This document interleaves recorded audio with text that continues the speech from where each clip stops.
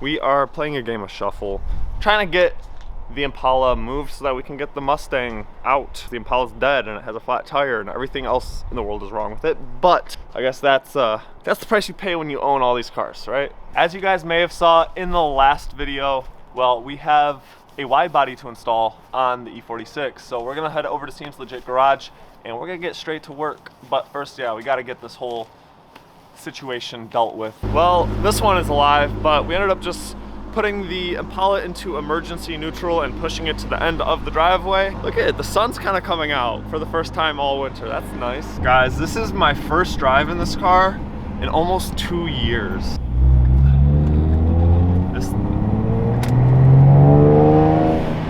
Oh my gosh. Dude, just, oh, the blow-off valve. Oh my God, everything sounds so good. This car needs a lot of work though, don't get me wrong, but we're gonna get it there. All right, we are in a bit of a hurry, but it only makes sense to get a car wash because this thing's been sitting outside for like 2 years and it hasn't even been washed once. Bro, look how filthy that is, dude. Time for that to go.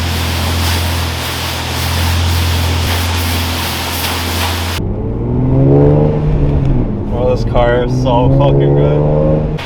Is it BMW approved? No. 3 cylinders over there, and then it's got 3 cylinders over there. It's in a V. It's not inline. I don't, you put it like that. I ain't never done that with my sister, cousin, brother before. Bro, look at that big though. It is big, dude. It's loud as hell too, bro.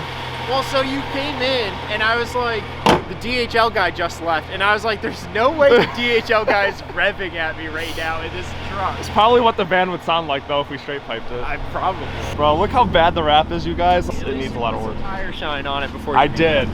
I threw some tire shine on and I wiped down the wheels because at least that's the only part of this entire car that actually is like in good shape. Yeah. So I was like, I'm gonna at least embrace that. So.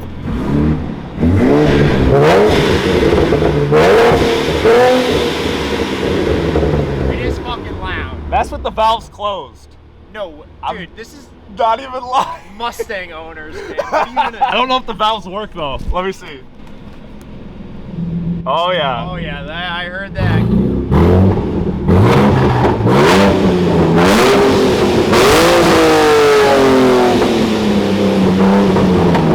I just see all of the air coming out of the side. Blowing dust out everywhere. Yo, sick pistons. Bro, don't you like those? Christina got them for me. Hell yeah. Well, let's get this off BMW wide body day. Let's get it. Let's send it. All right, we got a new math. It's metal. I gotta put this on the car. There's a new wire harness as well, so I got some splicing to do. I think first things first is just kind of disassembling, which is the easy part. We're just gonna send it. We gotta take off the front bumper, headlights, fender, side skirts. We're not removing this fender because we're just gonna cut into this fender, and we're taking off the rear bumper as well. DTM Fiberwerkz. This is the hood right here with carbon inlays for the vents, and then the rest of the kit itself. Of course, before we could assemble the actual wide body kit, we had to disassemble all the parts that we're gonna be replacing. Definitely didn't mean to do that, but I started off with the headlights, then I removed the front bumper, and I ended up throwing both the front and rear bumpers away because they just weren't in great shape. After that, I moved on to the hood, which was kind of awkward to do as a one-person job. Following that, I got sidetracked and decided to install a new mass airflow sensor that arrived because I was maxing out my OEM one from the supercharger. But this install was pretty straightforward. It was some mechanical work and some electrical work that involved splicing and soldering a new wire harness in place. I also went and reassembled the interior because I had it stripped for installing an air-fuel ratio gauge. I just noticed my battery's on 9%, so I kind of have to be conservative with that, but got distracted by the mass airflow sensor. I went ahead and installed that. I reassembled my interior. This is all from the supercharger.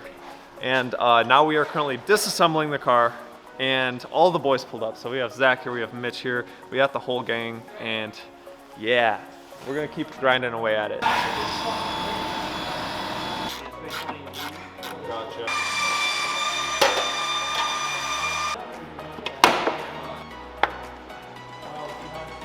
we're getting to work. It's a few days later, and I got the body kit like halfway semi-molded up just to get like some thumbnail action, you know what I'm saying? But this is what we are working with right now. The only thing left I have to disassemble is taking off the rear bumper right there.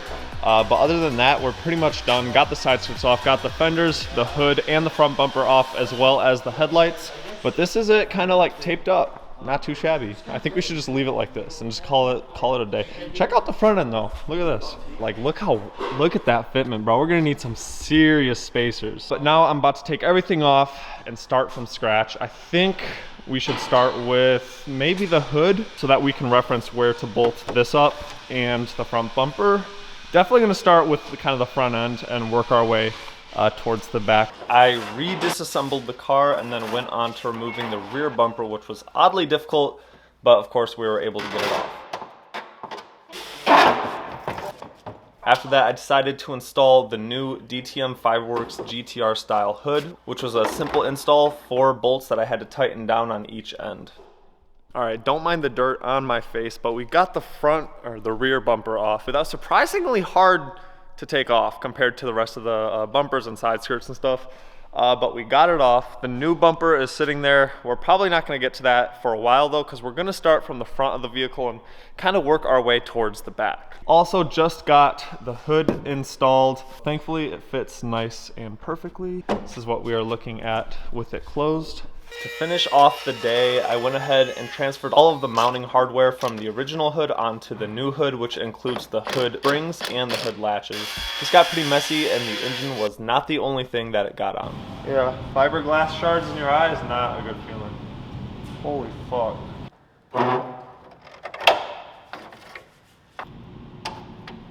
Whoa, day 3?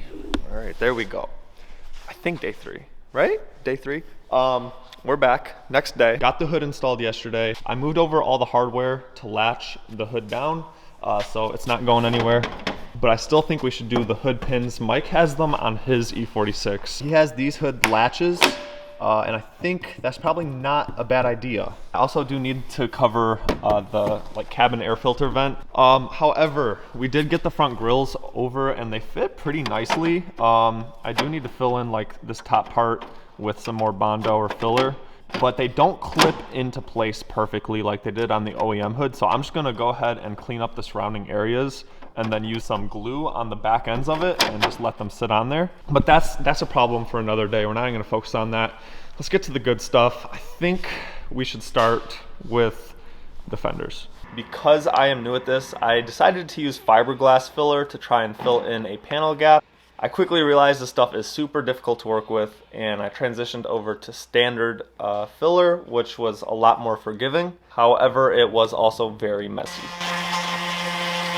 Okay, you guys can't really see, but I'm pretty dirty right now.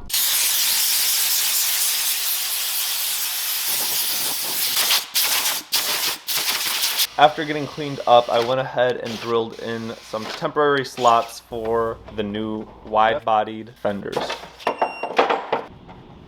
It's like 10 p.m.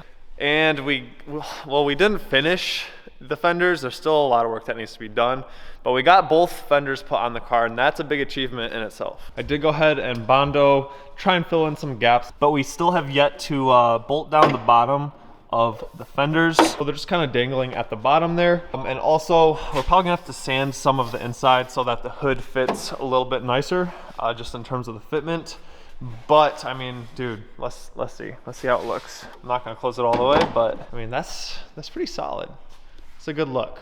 The hood is not closed, so ignore the little gap there, but guys, it's coming along. I feel like I still have a lot of little intricate things to do. For example, it took all day just to get this to sit right, and you can see it's still not even perfect, but once the bottom gets bolted down, that's gonna clean up the fitment up top.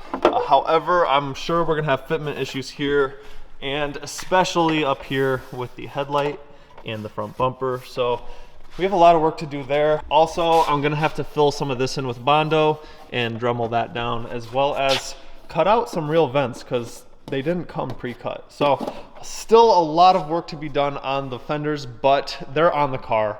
I'm sure I'll be taking them off the car to do a lot of that stuff, but we're calling it a night. I'll catch up with you guys in the morning. Wow, what a day. My guy David over here was like, what did I say? You were my emotional support throughout the entire night.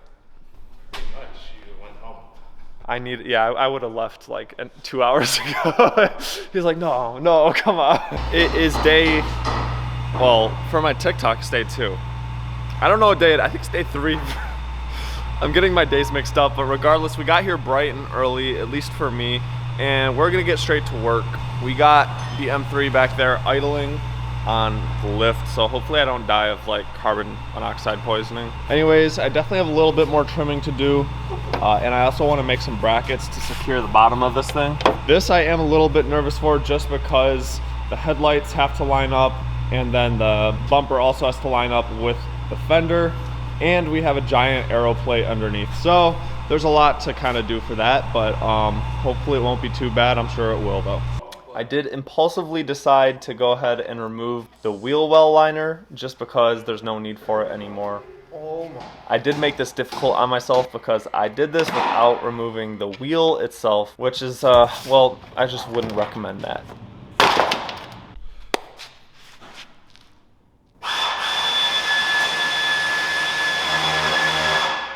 I feel like bending over too. Got the wheel wells out and we're about to start on the front bumper. We're gonna circle back to the fenders. There's still a lot that needs to be done with the fenders, but we have them kind of mocked up, I guess you could say, just for referencing the front bumper. However, before we get into the front bumper, we need to make sure we have the clearance, so I need to shorten up my air intake and the charge pipe that is connected to the mass airflow sensor. So we're gonna get that done, and then we're gonna try seeing how this bumper fits.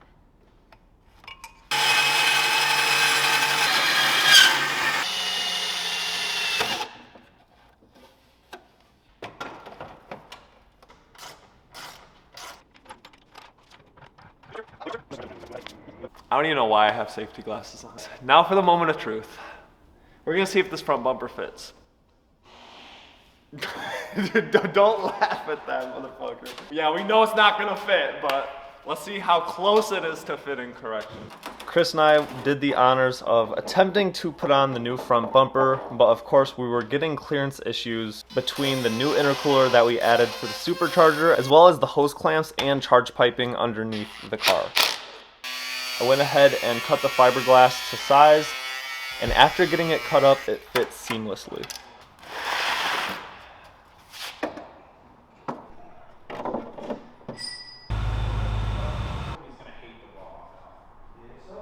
It is like day 4 by now, I think, and I only have like 20 minutes left on this SD card, so I don't know how I'm about to make this happen, but we're gonna start on the side skirts. We're gonna get right into the action because I have no time to waste.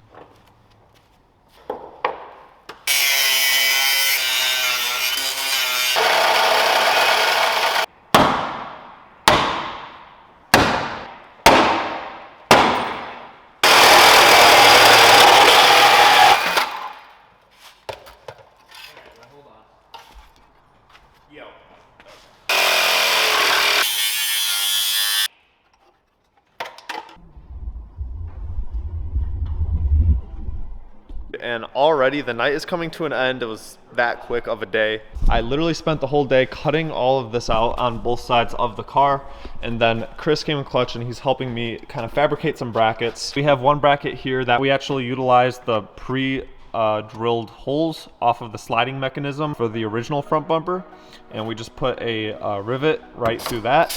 We did that on both sides, and then we're currently working on fabricating kind of like a staircase bracket that'll come off of the intercooler bracket, and it's gonna come out, down, and then it's gonna kind of sit underneath here on both sides. So I'm gonna go ahead and spray paint all of them just to, one, make them look nice, of course, but two, so that there's no metal exposed and they won't rust. That was a mouthful, but you guys, we got the front end of the car pretty much done. Obviously, actually no, it's not really pretty much done. It's very far from done, but we got it like bolted up to the chassis of the car and it looks good. Keep in mind, the brackets are not on the car yet, so the fitment isn't perfect, but check this out. Dude, that looks fucking sick, dude. I am so excited. Obviously ignore the fitment, ignore the rest of the car, but oh my God, that looks fucking mean right there. I think that's gonna be a good amount for this video. Wow, it's a lot of work, and I'm proud of myself, I'm not gonna lie. Like, doing this, I think this is the first time I've had help this whole time was Chris helping me with the brackets. Of course, you guys, I still have to go ahead and fill in some spots with Bondo, sand down some spots, get the clearance right on a lot of the panels, but it is looking so good. That's money. That's money right there. And if you guys want to see the finished results, I will make sure to finish it in the next part, in the next video. Thank you guys again so much for watching. From Seems Legit Garage. Like and subscribe. He said it. Peace out.